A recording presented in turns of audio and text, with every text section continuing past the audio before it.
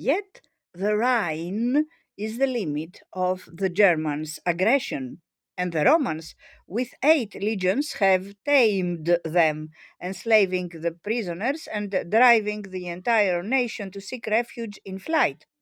Consider the defenses of the Britons, who feel so sure of the defenses of Jerusalem. They are surrounded by the ocean and inhabit an island as big as the land which we inhabit.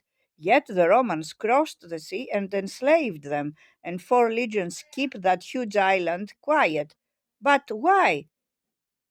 Should I say more about that when even the Parthians, the most warlike race of all, rulers of so many nations and protected by such vast forces, sent hostages to Rome, and on Italian soil may be seen humbly submitting for the sake of peace the aristocrats of the East? Almost every nation under the sun bows down before the might of Rome. And will you alone go to war, not even considering the fate of the Carthaginians, who boasted of great Hannibal and their glorious Phoenician ancestors, but fell beneath Scipio's hand?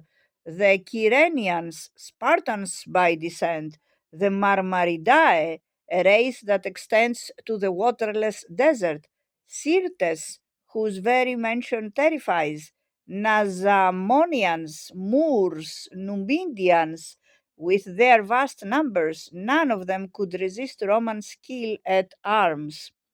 This third of the whole world, whose nations could hardly be counted, bounded by the Atlantic and the Pillars of Hercules, and supporting the millions of Ethiopia as far as the Indian Ocean, is subdued in its entirety.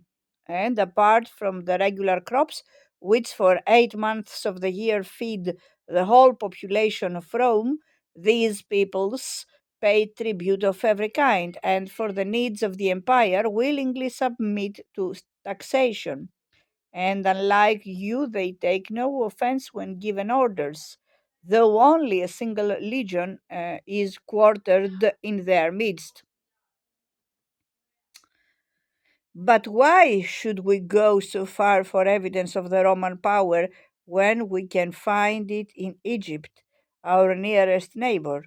She stretches as far as Ethiopia and Arabia Felix. She is the port for India. She has a population of 7.5 million, excluding the citizens of Alexandria, as is shown by the poll tax returns. But she does not repudiate the rule of Rome.